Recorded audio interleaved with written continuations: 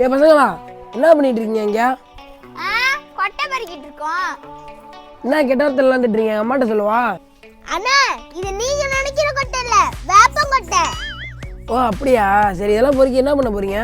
அண்ணா, இந்த வேப்பங்கொட்டையை வச்சு நாங்க 90s கிட்ஸ் கேம் விளையாட போறோம். அது 90s கிட்ஸ் கேமா?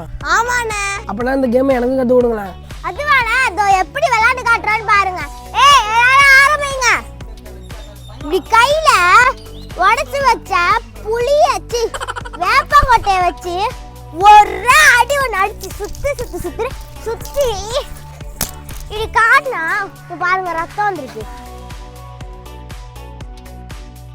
என்ன எல்லாரும் கையில இப்படி ரத்தம் வருது? எனக்கு ஒரு கொட்டை விடுங்களேன், நானும் விளையாண்டு பாக்குறேன்.